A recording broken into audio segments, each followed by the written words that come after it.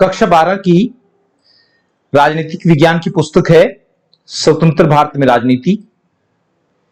इसी पाठ्य पुस्तक का अध्याय 8 क्षेत्रीय आकांक्षाएं। तो आज हम इस वीडियो में इसी पाठ के अभ्यास के प्रश्न और अन्य प्रश्न जो वार्षिक परीक्षा में आए हैं उनको करेंगे। पाठ्य पुस्तक में जो पहला प्रश्न दे रखा है वो है कि निम्नलिखित में मेल करें, और आ पर दे रखे हैं क्षेत्रीय आकांक्षाओं की प्रकृति, और ब पर दिया हुआ है राज्य बताने हैं क्षेत्रीय आकांक्षाओं की प्रकृति के आधार पर। तो क जो पहले नंबर पर है, क सामाजिक धार्मिक पहचान के आधार पर राज्य का निर्माण। तो क जो है वो 3 के साथ मिलेगा, पंजाब, जहां पर धार्मिक पहचान के आधार पर राज्य का निर्माण हुआ है। ख है भाषाई पहचान और केंद्र के साथ तनाव। तो भाषा के आधार पर जहां तनाव रहा है, जहां पर कहते हैं कि जिन्होंने हिंदी के विरुद्ध आंदोलन चलाया है वो तमिलनाडु है, तो इसका जो आएगा ख का 4 नंबर आएगा। ग है क्षेत्रीय असंतुलन के फलस्वरूप राज्य का निर्माण। क्षेत्रीय असंतुलन के फलस्वरूप राज्य का निर्माण। तो ग की अगर हम बात करें तो ग का पहला आएगा, नागालैंड और मिजोरम रही हैं जहां क्षेत्रीय असंतुलन के कारण राज्य का निर्माण हुआ है। और घ है आदिवासी पहचान के आधार पर अलगाववादी मांग। आदिवासी पहचान के आधार पर अलगाववादी मांग। तो घ जो है उसका 2 आएगा, वो झारखंड और छत्तीसगढ़ रहे हैं जहां आदिवासी पहचान के आधार पर राज्य का निर्माण हुआ है। प्रश्न नंबर 2 जो अभ्यास का है पाठ्य पुस्तक में दिया गया है वो है कि पंजाब समझौते के मुख्य प्रावधान क्या थे। क्या ये प्रावधान पंजाब और उसके पड़ोसी राज्यों के बीच तनाव बढ़ाने के कारण बन सकते हैं? तर्क सहित उत्तर दीजिए। या फिर दूसरे तरह से बिल्कुल आसान सा प्रश्न भी आ सकता है, राजीव लोंगोवाल समझौता या पंजाब समझौता क्या था? तो उत्तर में हम कह सकते हैं कि 1984 में जब लोकसभा के चुनाव हुए तो इन चुनाव में कांग्रेस को भारी सफलता मिली और राजीव गांधी देश के प्रधानमंत्री बने। प्रधानमंत्री बनने के बाद उन्होंने देश के विभिन्न भागों में कार्यरत अलगाववादी संगठनों और उनके नेताओं से बातचीत करनी शुरू की। इसी उद्देश्य से उन्होंने अकाली दल के नेताओं से भी बातचीत की। इस बातचीत के परिणाम स्वरूप 24 जुलाई 1985 को अकाली दल के तत्कालीन अध्यक्ष संत हरचंद सिंह लोंगोवाल और राजीव गांधी के बीच एक समझौता हुआ जिसे राजीव लोंगोवाल समझौता या पंजाब समझौता कहा जाता है। तो किसी भी तरह से आ सकता है, पंजाब समझौते के नाम से भी आ सकता है और राजीव लोंगोवाल समझौता भी इसको कहा जाता है। इस समझौते में निम्नलिखित बातें कही गई। पहली जो थी कि चंडीगढ़ पंजाब को दिया जाएगा। दूसरा, हरियाणा को नई राजधानी बनाने के लिए आर्थिक सहायता दी जाएगी। तीसरी जो शर्त थी कि पंजाब और हरियाणा के बीच सीमा विवाद को सुलझाने के लिए एक आयोग की स्थापना की जाएगी। पंजाबी भाषी क्षेत्र पंजाब को सौंपे जाएंगे और हिंदी भाषी क्षेत्र हरियाणा को सौंपे जाएंगे। चौथी जो मांग थी जो तय हुई थी इसमें शर्त, पंजाब, हरियाणा और राजस्थान के बीच रावी ब्यास के पानी के बंटवारे को सुलझाने के लिए एक न्यायाधिकरण ट्रिब्यूनल की स्थापना की जाएगी। पांचवा था, केंद्र सरकार उग्रवाद से प्रभावित लोगों को मुआवजा देने के लिए पंजाब सरकार को आर्थिक सहायता देगी।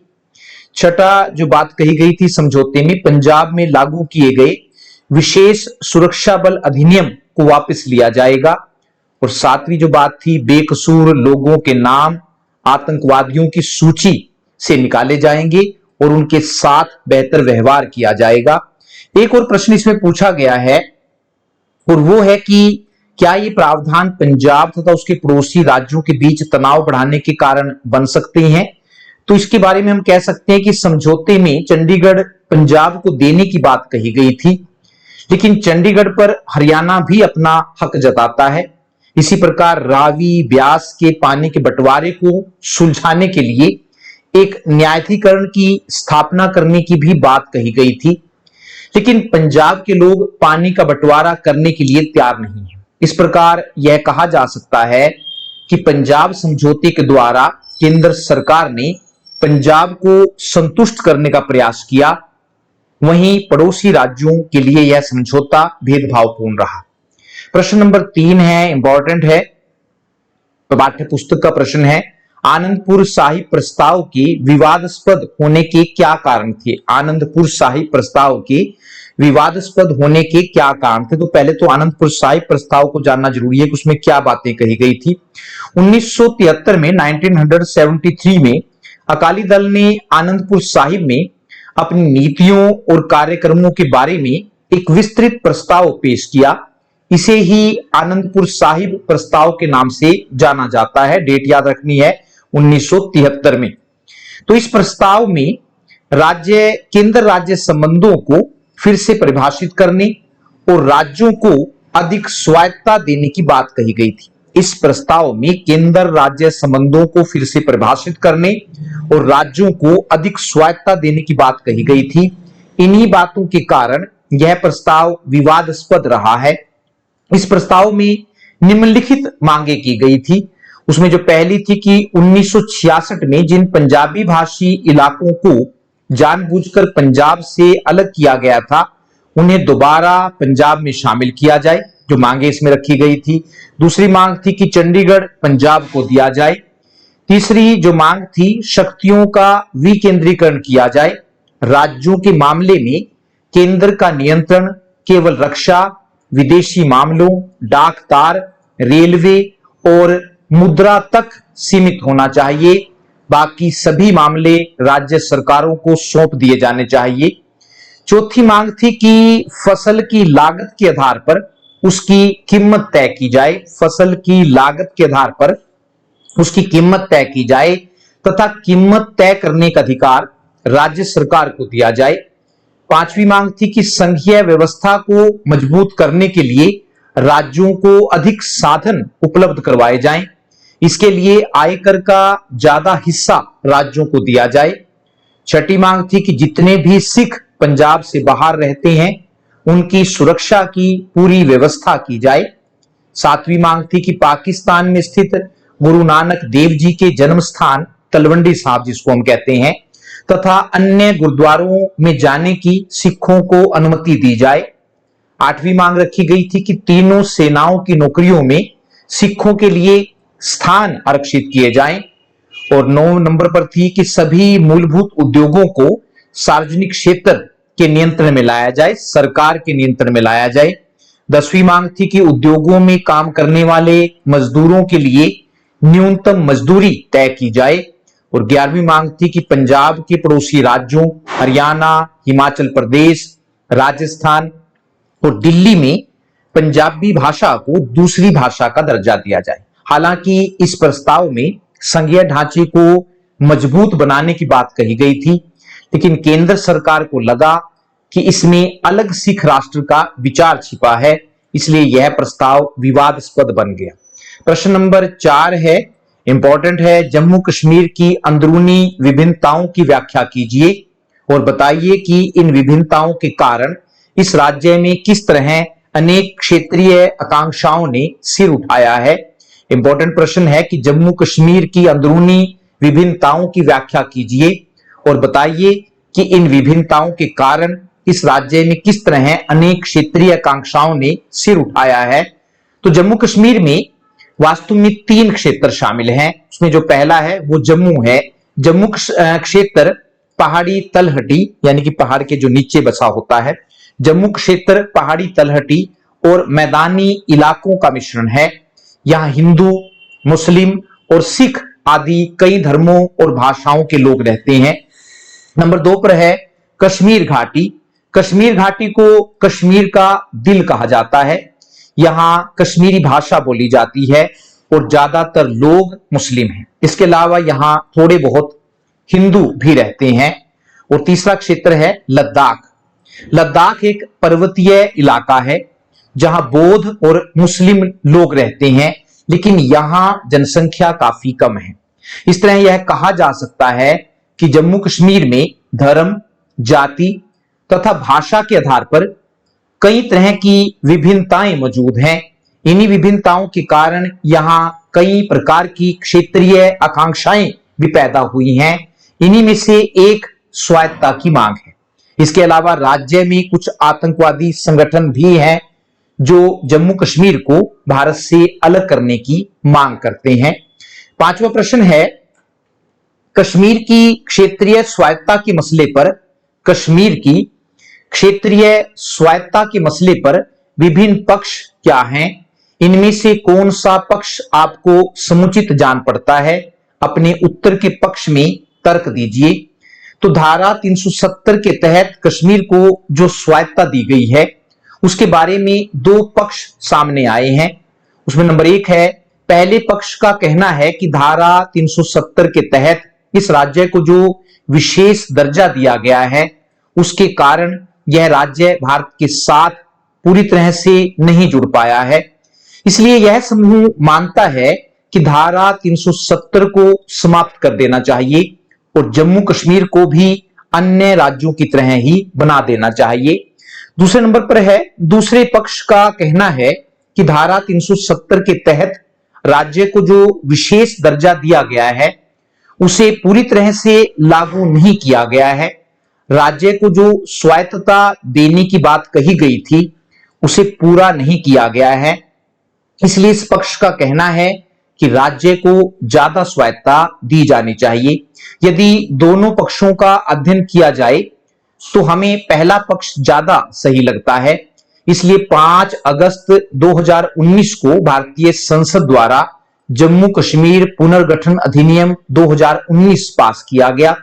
इस अधिनियम के द्वारा जम्मू कश्मीर में से धारा 370 को हटा दिया गया है तथा जम्मू कश्मीर को 2 केंद्र शासित क्षेत्रों में बांट दिया गया है। एक बनाया गया है जम्मू कश्मीर और दूसरा बनाया गया है लद्दाख। प्रश्न नंबर 6 की अगर हम बात करें तो 6 में पूछा गया है कि असम आंदोलन सांस्कृतिक अभिमान और आर्थिक पिछड़ेपन की मिलीजुली अभिव्यक्ति था। असम आंदोलन सांस्कृतिक अभिमान और आर्थिक पिछड़ेपन की मिलीजुली अभिव्यक्ति था, व्याख्या कीजिए। या फिर दूसरे तरह से प्रश्न आ सकता है कि असम में बाहरी लोगों के खिलाफ चलाए गए आंदोलन पर नोट लिखो। उत्तर में हम कह सकते हैं कि असम उत्तर भारत पूर्व उत्तर या पूर्वोत्तर जिसको हम कहते हैं, असम पूर्व उत्तर भारत के 7 राज्यों में से एक है। पूर्वोत्तर में देश के दूसरे राज्यों से या दूसरे देशों से बहुत से लोग आए हैं। इसलिए यहां के स्थानीय लोगों में इन बाहरी लोगों के खिलाफ काफी गुस्सा है। यहां के स्थानीय लोग इन्हें रोजगार के अवसर छीनने वाला मानते हैं। यहां के लोगों का मानना है कि बाहर से आए लोग यहां की जमीनों पर कब्जा कर रहे हैं। 1979 से 1985 तक असम में इन बाहरी लोगों के खिलाफ एक जबरदस्त आंदोलन चला। असम के लोगों को शक था कि बहुत से मुसलमान बांग्लादेश से आकर असम में बस गए हैं। इसलिए असम के लोगों को लगा कि यदि इन विदेशी लोगों को पहचान कर उनके अपने देश नहीं भेजा गया तो स्थानीय असमी जनता अल्पसंख्यक हो जाएगी। इसके अलावा असम आंदोलन की कुछ आर्थिक कारण भी थे। असम में तेल, चाय और कोयले जैसे प्राकृतिक संसाधनों के अपार भंडार थे, लेकिन इसके बावजूद भी यहां व्यापक गरीबी थी। असम के लोगों को लगा कि असम के प्राकृतिक संसाधन बाहर भेजे जा रहे हैं और असम के लोगों को इसका कोई फायदा नहीं हो रहा है। इसलिए 1979 में ऑल असम स्टूडेंट यूनियन, आसू इसका छोटा नाम है, AASU, all Assam students union ने असम में बसे इन विदेशी लोगों के खिलाफ एक जबरदस्त आंदोलन चलाया। आसू वास्तव में एक छात्र संगठन है, याद रखना ये राजनीतिक संगठन नहीं है बल्कि छात्र संगठन है। यह आंदोलन असम में रह रहे अवैध आप्रवासियों और बांग्लादेशियों के खिलाफ था। आंदोलनकारियों की मांग थी कि 1951 के बाद जितने भी लोग असम में आकर बसे हैं उन्हें असम से बाहर भेजा जाए। इस आंदोलन को पूरे असम में भारी समर्थन मिला। आंदोलन के दौरान कई हिंसक घटनाएं भी हुई। यह आंदोलन 6 साल तक चला। 1985 में जब केंद्र में राजीव गांधी की सरकार बनी तो उसने आसू के नेताओं से बातचीत शुरू की। इसके परिणाम स्वरूप 1985 में एक समझौता हुआ। समझौते के अंतर्गत तय किया गया कि जो लोग बांग्लादेश युद्ध के दौरान अथवा उसके बाद के सालों में असम में आए हैं, उनकी पहचान की जाएगी और उन्हें वापस बांग्लादेश भेजा जाएगा। असम समझौते से असम में शांति तो कायम हुई है, लेकिन आप्रवास की समस्या का समाधान नहीं हो पाया है। बहारी का मामला अभी भी असम और पूर्वोत्तर के अन्य राज्यों में एक जीवंत मसला बना हुआ है। प्रश्न नंबर 7 है, हर क्षेत्रीय आंदोलन अलगाववादी मांग की तरफ अग्रसर नहीं होता। हर क्षेत्रीय आंदोलन अलगाववादी मांग की तरफ अग्रसर नहीं होता। इस अध्याय से उदाहरण देकर इस तथ्य की व्याख्या कीजिए। भारत में जितने भी क्षेत्रीय आंदोलन हुए हैं, उन सभी का उद्देश्य देश से अलग होने की मांग नहीं रहा है। ज्यादातर क्षेत्रीय आंदोलनों का उद्देश्य या तो अलग राज्य की स्थापना करना रहा है या आर्थिक पिछड़ेपन को दूर करने के लिए विकास रहा है। उदाहरण के लिए झारखंड मुक्ति मोर्चा का आंदोलन, छत्तीसगढ़ के आदिवासियों द्वारा चलाया गया आंदोलन, असम में बोडोलैंड आंदोलन, गुजरात में सौराष्ट्र आंदोलन, पश्चिमी उत्तर प्रदेश में हरित प्रदेश आंदोलन आदि अलग राज्य की मांग पर आधारित आंदोलन थे। प्रश्न नंबर 8 है, भारत के विभिन्न भागों से उठने वाली क्षेत्रीय मांगों में से विविधता में एकता के सिद्धांत की अभिव्यक्ति होती है। भारत के विभिन्न भागों से उठने वाली क्षेत्रीय मांगों से विविधता में एकता यानी कि अनेकता में एकता के सिद्धांत की अभिव्यक्ति होती है। क्या आप इस कथन से सहमत हैं? तर्क दीजिए। भारत विभिन्नताओं वाला एक बड़ा देश है।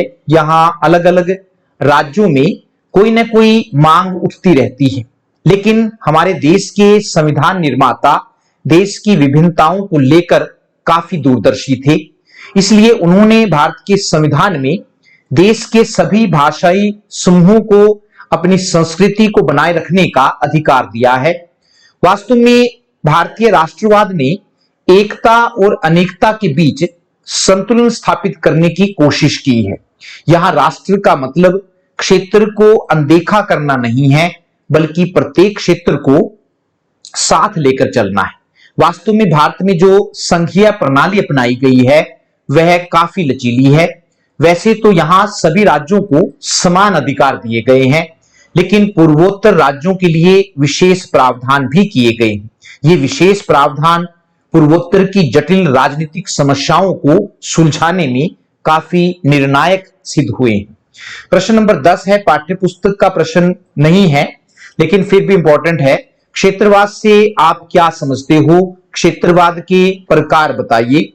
तो साधारण शब्दों में हम कह सकते हैं कि क्षेत्रवाद का अर्थ ऐसी संकीर्ण भावना से है जिसमें किसी राज्य या उसके किसी क्षेत्र में रहने वाले लोग पूरे देश की तुलना में अपने क्षेत्र से विशेष लगाव रखते हैं। जिसमें किसी राज्य या उसके क्षेत्र में रहने वाले लोग पूरे देश की तुलना में अपने क्षेत्र से विशेष लगाव रखते हैं और अपने लिए अलग अस्तित्व की मांग करते हैं। क्षेत्रवाद की इसी भावना के कारण भारत के लोग आज भी अपने आप को भारतीय नागरिक न समझकर पंजाबी, हरियाणवी, बिहारी, बंगाली आदि कहलवाना ज्यादा अच्छा समझते हैं। क्षेत्रवाद के प्रकार पूछे हुए हैं या क्षेत्रवाद के रूप, तो इसमें पहला है भाषाई क्षेत्रवाद। भाषा के आधार पर अपने लिए अलग राज्य की मांग करना भाषाई क्षेत्रवाद कहलाता है। याद कर लीजिए, भाषा के आधार पर अपने लिए अलग राज्य की मांग करना भाषाई क्षेत्रवाद कहलाता है। आंध्र प्रदेश पहला राज्य था जिसका गठन भाषा के आधार पर हुआ था। इसी प्रकार 1 नवंबर 1966 को भाषा के आधार पर पंजाब को 2 भागों, पंजाब और हरियाणा में बांट दिया गया। दूसरा जो प्रकार है क्षेत्रवाद का वो है रक्षक क्षेत्रवाद। जब किसी राज्य के लोग अपने हितों की रक्षा के लिए अपने राज्य में रह रहे दूसरे राज्यों के लोगों के विरुद्ध उठ खड़े हों, जब किसी राज्य के लोग अपने हितों की रक्षा के लिए अपने राज्य में रह रहे दूसरे राज्यों के लोगों के विरुद्ध उठ खड़े हों, तो इसे रक्षक क्षेत्रवाद कहते हैं। इस प्रकार का आंदोलन महाराष्ट्र में शिवसेना द्वारा चलाया गया था, चलाया जा रहा है, चलाया गया था। तो तीसरा जो प्रकार है वो अलगाववादी या पृथकतावादी क्षेत्रवाद है। सबसे कहते हैं कि ये भयंकर क्षेत्रवाद है, अलगाववादी या पृथकतावादी क्षेत्रवाद। अलगाववादी क्षेत्रवाद का अर्थ पूरे देश से अलग होने की मांग करना है। इस प्रकार की मांग पहली बार 1960 में तमिलनाडु में डीएमके ने की थी। इस पार्टी का कहना था कि दक्षिण भारत के राज्यों को भारत से अलग करके एक अलग देश बना दिया जाए, लेकिन बाद में इस पार्टी ने इस मांग को छोड़ दिया।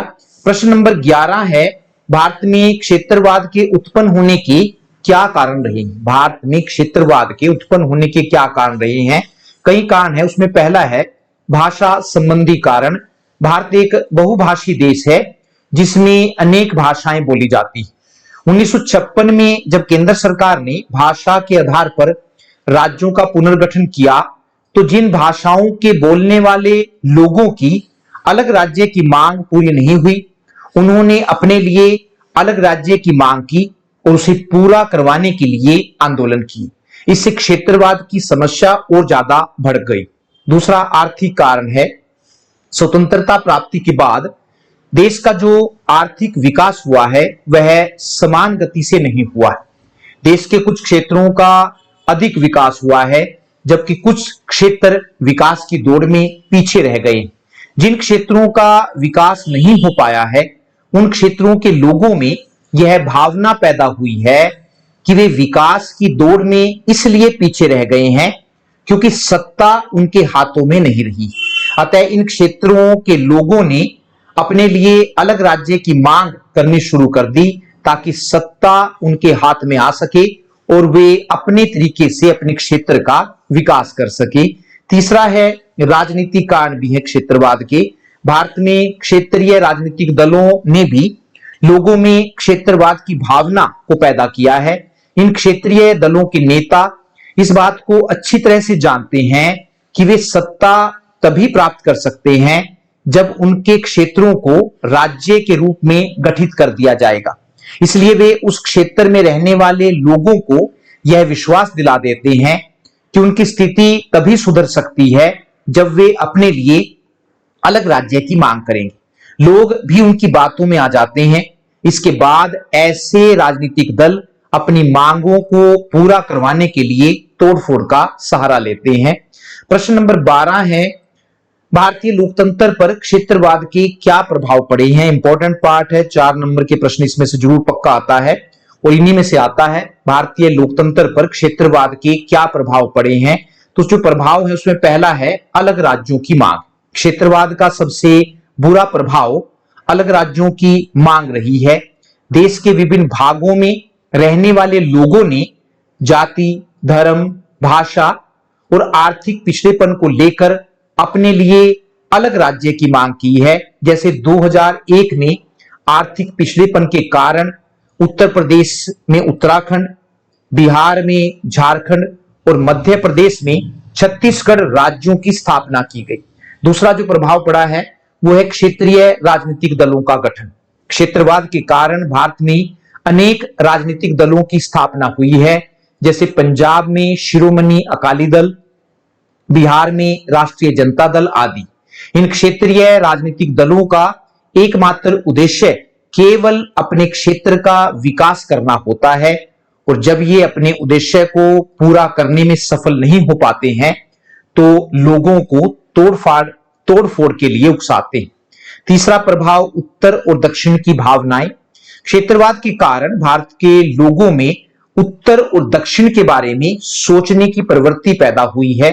दक्षिण भारत के लोगों का कहना है कि उत्तर भारत के लोगों ने हमेशा ही उनके साथ अन्याय किया है। केंद्र सरकार में ज्यादातर मंत्री उत्तर भारत के ही होते हैं।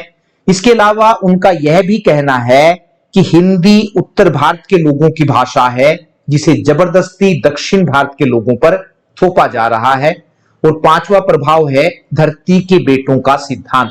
कुछ क्षेत्रों का अधिक विकास होने के कारण वहां दूसरे राज्यों के मजदूर काम की तलाश में जाने लगे। जैसे बिहार के बहुत से लोग खेतों और फैक्ट्रियों में काम करने के लिए पंजाब और हरियाणा में आने लगे। ये लोग सस्ती मजदूरी पर काम करने के लिए तैयार हो जाते हैं, लेकिन इससे इन राज्यों के मूल मजदूरों की आजीविका पर बुरा प्रभाव पड़ता है। अतः यह मांग उठने लगी है कि पंजाब पंजाबियों के लिए, हरियाणा हरियाणियों के लिए होना चाहिए। इसका अर्थ यह है कि एक राज्य में केवल उन्हीं लोगों को रोजगार मिलना चाहिए जो उस राज्य के मूल निवासी हों। पांचवा है राष्ट्रीय भावना का पतन। क्षेत्रवाद के कारण भारत के लोगों में से देश प्रेम की भावना का पतन हुआ है। क्षेत्रवाद के कारण लोगों में यह भावना पैदा हुई है कि उनके क्षेत्र के विकास में ही उनका विकास निहित है, इसलिए लोग पूरे देश के बारे में न सोचकर केवल अपने क्षेत्र के बारे में सोचने लगे हैं।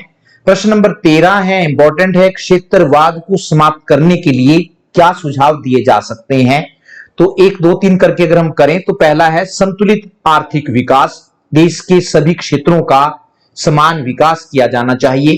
केंद्र सरकार को चाहिए कि जो क्षेत्र पिछड़े हुए रह गए हैं उनके विकास पर विशेष ध्यान दिया जाए। दूसरा सुझाव हम दे सकते हैं शिक्षा प्रणाली में सुधार। स्कूलों और कॉलेजों के पाठ्यक्रम ऐसे होने चाहिए जो विद्यार्थियों में यह चेतना पैदा कर सके कि वे भारतीय पहले हैं और बाकी सब कुछ बाद में है। तीसरा है सभी वर्गों के हितों की सुरक्षा। सरकार को देश में रहने वाले सभी नागरिकों के हितों की रक्षा करनी चाहिए। उसे अल्पसंख्यकों को यह विश्वास दिलाना चाहिए कि उन्हें भी विकास के समान अवसर दिए जाएंगे। और चौथा है देश के सभी लोगों को एक राष्ट्र एक जन के सिद्धांत से परिचित कराया जाना चाहिए।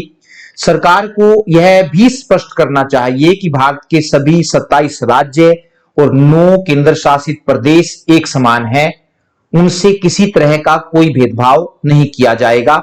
प्रश्न नंबर 14 है ऑपरेशन ब्लू स्टार पर एक विस्तृत नोट लिखो। ऑपरेशन ब्लू स्टार पर एक विस्तृत नोट लिखो। 1980 में केंद्र में कांग्रेस की सरकार थी, जबकि पंजाब में अकाली दल की सरकार थी। इसी साल केंद्र की कांग्रेस सरकार ने राज्य की अकाली दल सरकार को बर्खास्त कर दिया।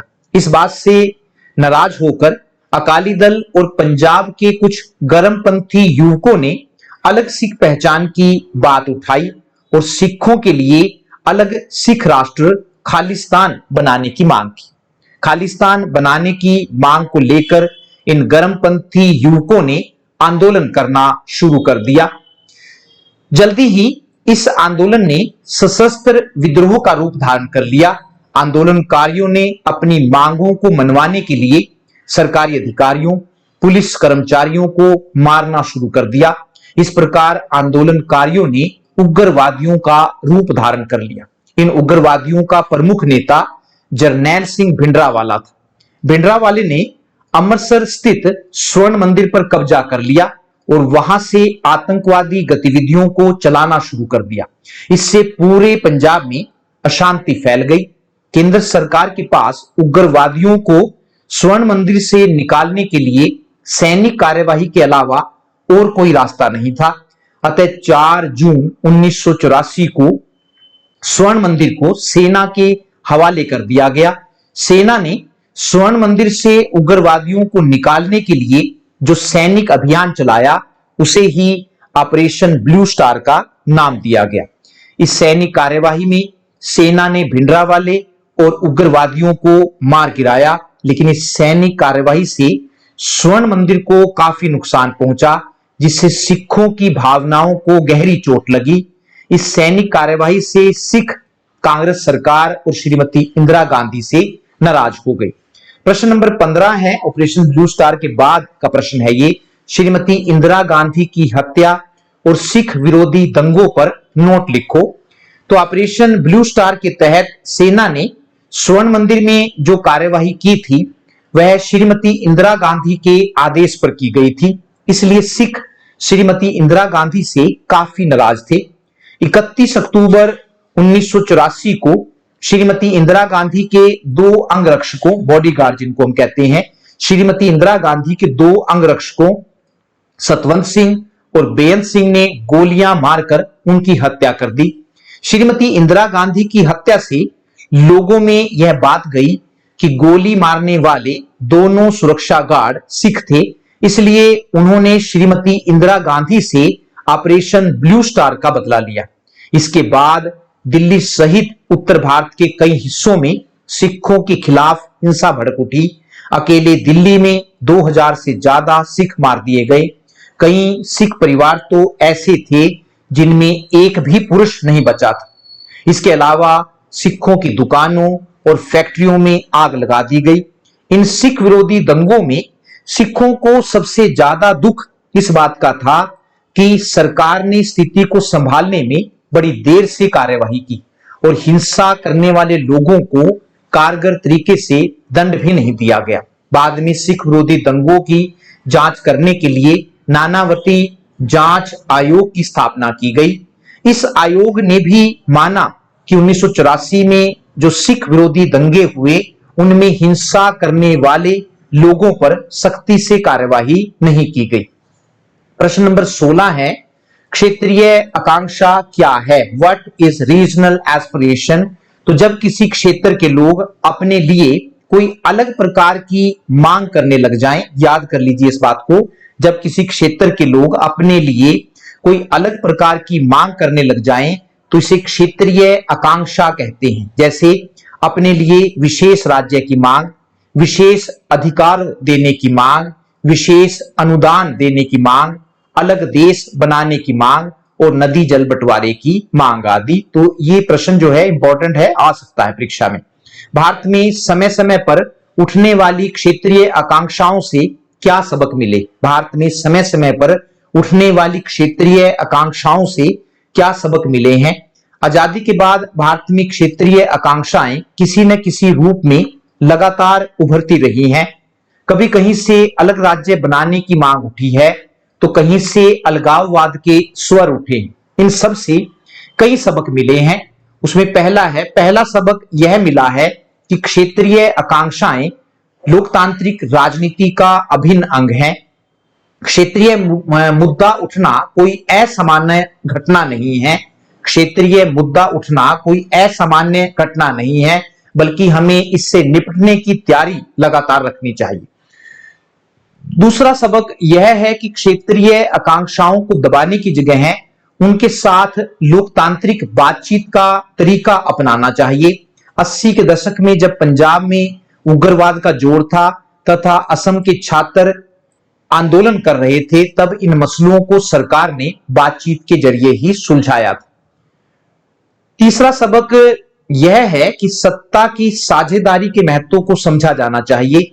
हमें यह नहीं भूलना चाहिए कि क्षेत्रों को मिलाकर ही पूरा देश बनता है, इसलिए विभिन्न क्षेत्रों के दलों और समूहों को केंद्रीय राज्य व्यवस्था में हिस्सेदार बनाना भी जरूरी है। चौथा सबक यह है कि आर्थिक विकास के मामले में यदि कुछ क्षेत्रों के बीच असमानता पाई जाती है तो पिछड़े क्षेत्रों के विकास को प्राथमिकता दी जानी चाहिए। यदि ऐसा नहीं किया जाएगा तो इससे पिछड़े क्षेत्रों को लगेगा कि उनके साथ भेदभाव हो रहा है।